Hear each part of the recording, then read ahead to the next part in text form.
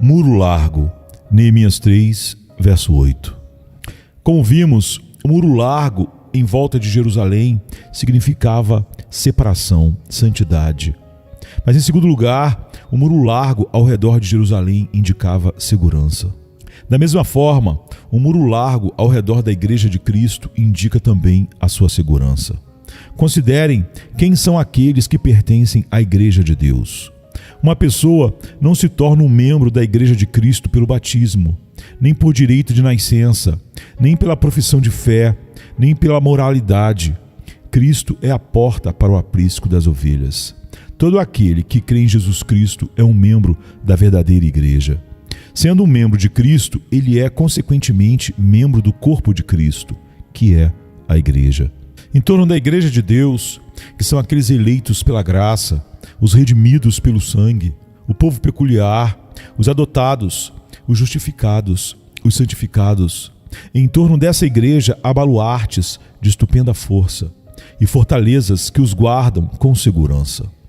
Quando o inimigo veio para atacar Jerusalém, ele contou as torres e baluartes e os observou bem. Depois que viu a força da cidade santa, fugiu.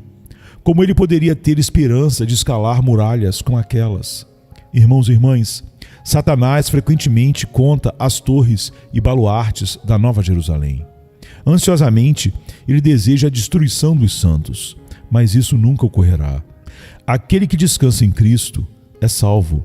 Aquele que passou pelo portão da fé para descansar em Jesus Cristo pode cantar com jubilosa confiança.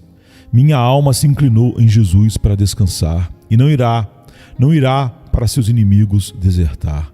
Apesar de todo o inferno se esforçar para destruir, eu nunca irei desistir. O cristão está rodeado pelo muro largo do poder de Deus. Como Deus é onipotente, Satanás não pode derrotá-lo. Se o poder de Deus está ao meu lado, quem me machucará? Se Deus é por nós, quem será contra nós? Romanos 8, 31. O cristão está rodeado por um muro largo do amor de Deus. Quem prevalecerá contra aqueles a quem Deus ama? Eu sei que é inútil amaldiçoar aqueles a quem Deus não amaldiçoou, ou denunciar a quem o Senhor não denuncia, como está em Números 23, 8. Pois quem ele abençoa é de fato abençoado. Balaque, filho de Zippor, procurou amaldiçoar o povo amado. Ele foi primeiro a uma colina e depois a outra. E ele olhou para o acampamento escolhido. Mas Balaque, você não poderia amaldiçoá-los, embora tenha buscado Balaão para isso. Ele apenas pôde dizer, porquanto é bendito, pois ele tem abençoado. Números 22, 12 e 23, 20. A lei de Deus é um muro largo ao nosso redor, assim como a sua justiça. Ambas já nos ameaçaram destruir. Mas agora a justiça de Deus exige a salvação de todo crente. Se Cristo morreu em meu lugar, não seria justo que eu também tivesse que morrer pelo meu pecado.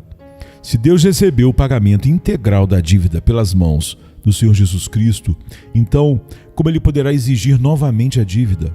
Ele está satisfeito e nós estamos seguros. A imutabilidade de Deus também envolve o seu povo como um muro largo. Porque eu, o Senhor, não mudo, por isso vós, ó filhos de Jacó, não sois consumidos. Malaquias 3, 6. Enquanto Deus for o mesmo, a rocha da nossa salvação será o nosso seguro esconderijo. Podemos nos demorar muito tempo sobre essa deleitosa verdade de Deus, pois há muito para nos alegrar na sólida segurança que Deus concedeu mediante aliança ao seu povo. Assim, eles estão rodeados pelo muro largo do amor eletivo. Deus os escolheu. Acaso irá perdê-los? Se Ele os ordenou para a vida eterna, irão eles perecer? Ele gravou seus nomes em seu coração. Serão esses nomes apagados? Se Ele os deu a seu próprio filho para que fossem sua herança, acaso seu filho perderá sua porção? Ele disse, e eles serão meus, diz o Senhor dos Exércitos. Naquele dia serão para mim joias. Malaquias 3, 17. E então se apartará deles? Acaso aquele que faz com que todas as coisas lhe obedeçam não terá poder para guardar as pessoas que ele formou para si mesmo, para que sejam sua herança peculiar? Deus não permita que duvidemos disso. O amor eletivo, como um muro largo, circunda cada herdeiro da graça. E quão largo é o muro do amor redentor! Acaso Jesus deixará de reivindicar as pessoas que ele comprou por um tão elevado preço? Será que ele derramou seu sangue em vão? Como ele poderia reviver a inimizade contra aqueles a quem uma vez reconciliou com Deus, não lhes imputando sua transgressão? Tendo obtido a redenção eterna para eles, irá condená-los ao inferno eterno? Ele purificou seus pecados por seu sacrifício. Irá ele deixá-los para que sejam vítimas dos ardis satânicos? Pelo sangue da aliança eterna, todo cristão tem a certeza que não pode perecer, nem ninguém pode arrancá-lo das mãos de Cristo. A menos que a cruz seja uma incerteza, a menos que a expiação seja uma simples especulação, aqueles por quem Jesus morreu serão salvos através da sua morte. Portanto, ele verá o fruto do trabalho da sua alma e ficará satisfeito. Isaías 53, 11. Como um muro largo que circunda os santos de Deus é a obra do Espírito Santo. Acaso o Espírito começa e depois não termina as operações de sua graça? Ah, não. Ele dá uma vida que depois morre? Isso é impossível. Não nos disse ele que a palavra de Deus é a semente incorruptível que vive e permanece para sempre? Em 1 Pedro 1,23. Então, será que os poderes do inferno ou o mal de nossa própria carne poderiam destruir aquilo que Deus pronunciou como imortal? Ou causariam a dissolução daquilo que Deus disse ser incorruptível? O Espírito de Deus nos foi dado para permanecer conosco para sempre. Acaso ele será expulso daquele coração em que estabeleceu sua eterna morada? Irmãos e irmãs, não compartilhamos o pensamento daqueles que são guiados pelo medo ou pelo engano para nos arriscar a tais conjecturas. Nos regozijamos como o apóstolo Paulo, tendo por certo isto mesmo, que aquele que em vós começou a boa obra a aperfeiçoará até o dia de Jesus Cristo, como está em Filipenses 1:6. E nos deleitamos em cantar: a graça completará o que a graça começou. Das aflições ou dos pecados salvar, a obra a que essa sabedoria se afiançou, a eterna misericórdia nunca irá abandonar. Cada doutrina da graça nos oferece um muro largo, um forte bastião, um poderoso baluarte, uma grande fortaleza de defesa. Tomemos, por exemplo, os compromissos de fiança de Cristo. Ele é a garantia do Pai por seu povo. Quando ele traz para casa o rebanho, acaso vocês acham que ele terá que relatar que algumas das ovelhas foram perdidas? Ah, não. Eis-me aqui, será o que ele dirá. E os filhos que me deu o Senhor. Isaías 8:18. Do que me deste, nenhum deles perdi. João 18:9. Ele guardará todos os santos até o fim. A honra de Cristo está envolvida nesse assunto. Se Cristo perdesse uma alma que se inclina sobre ele, a integridade de sua coroa se desvaneceria. Pois se houvesse uma alma crente no inferno, o príncipe das trevas levantaria essa alma e diria: ah, você não pôde salvar a todos. Ah, você, capitão da salvação, você foi derrotado. Aqui está um pobre e pequeno Benjamim, um prestes a cochear, como está no Salmo 38:17, que você não pôde levar para a glória, e eu o tenho para ser minha presa para sempre. Mas isso não ocorrerá. Cada joia estará na coroa de Jesus. Cada ovelha estará no rebanho de Jesus.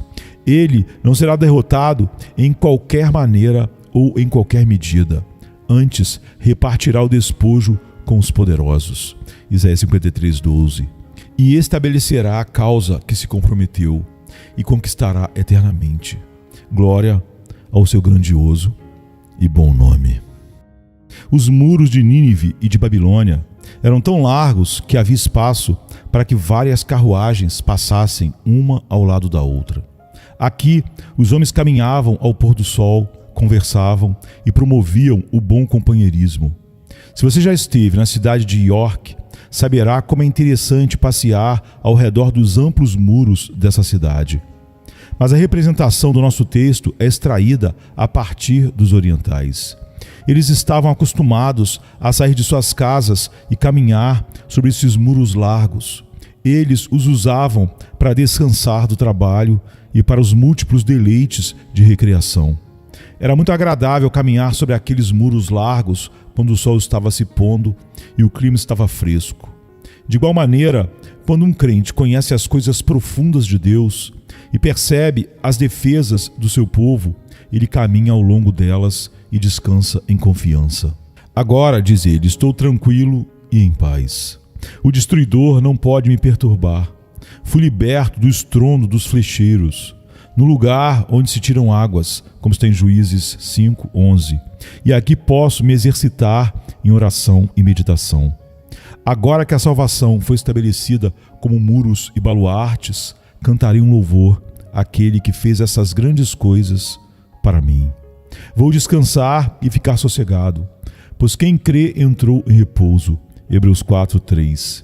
Portanto, agora nenhuma condenação há para os que estão em Cristo Jesus. Romanos 8, verso 1. Dessa forma, muros largos são para descanso e assim são os nossos muros largos de salvação. Esses muros largos serviam também para a comunhão. As pessoas iam até lá e conversavam umas com as outras. Alguns se inclinavam sobre o muro e sussurravam suas amorosas palavras. Outros conversavam de seus negócios, consolavam uns aos outros, compartilhavam seus problemas e suas alegrias. De igual maneira, quando os crentes vêm a Cristo Jesus, eles têm comunhão uns com os outros, com os anjos, com os espíritos dos justos aperfeiçoados e com Jesus Cristo, seu Senhor, que é o melhor de tudo. Nesses muros largos, quando o estandarte de amor os envolve, eles às vezes se alegram com uma alegria indizível em comunhão com aquele que os amou e se entregou por eles, como está em Gálatas 2:20. É uma coisa abençoada na Igreja de Cristo quando você alcança um tal conhecimento das doutrinas do Evangelho que pode ter a mais doce comunhão com toda a Igreja do Deus vivo.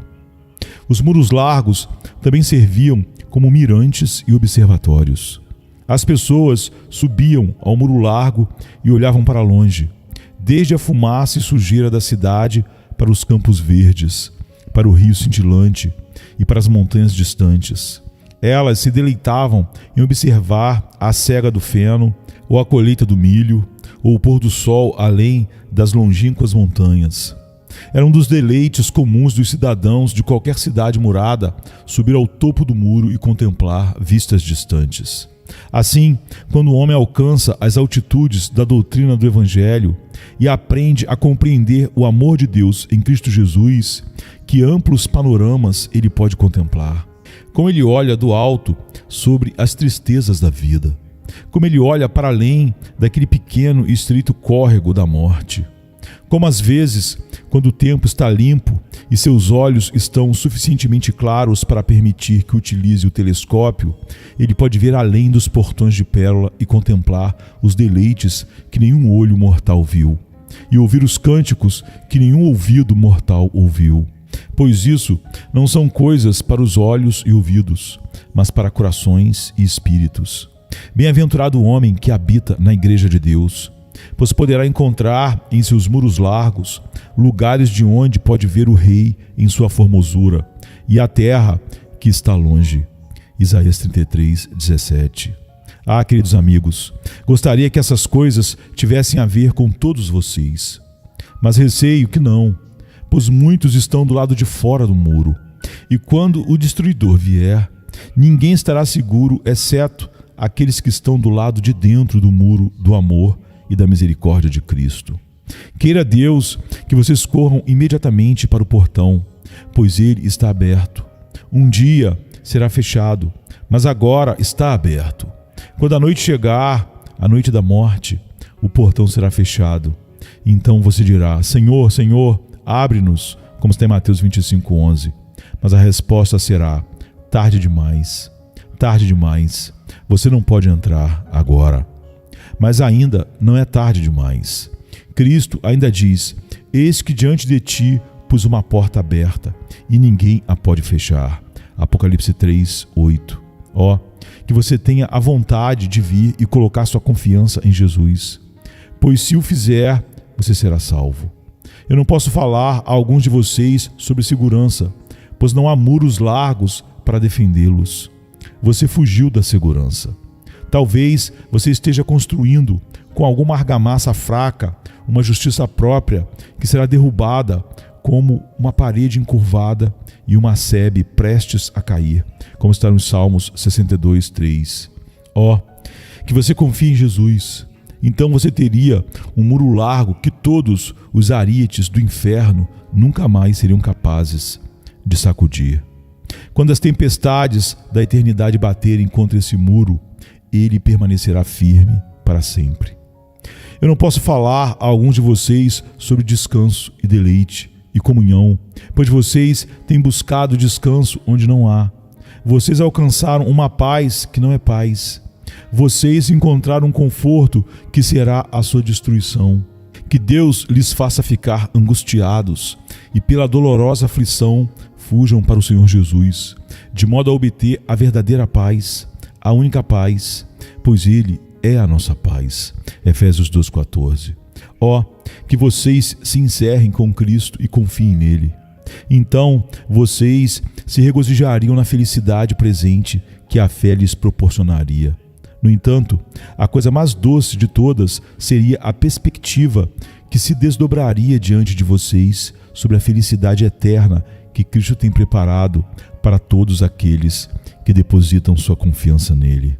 Que o Senhor lhes abençoe por amor a Cristo. Amém.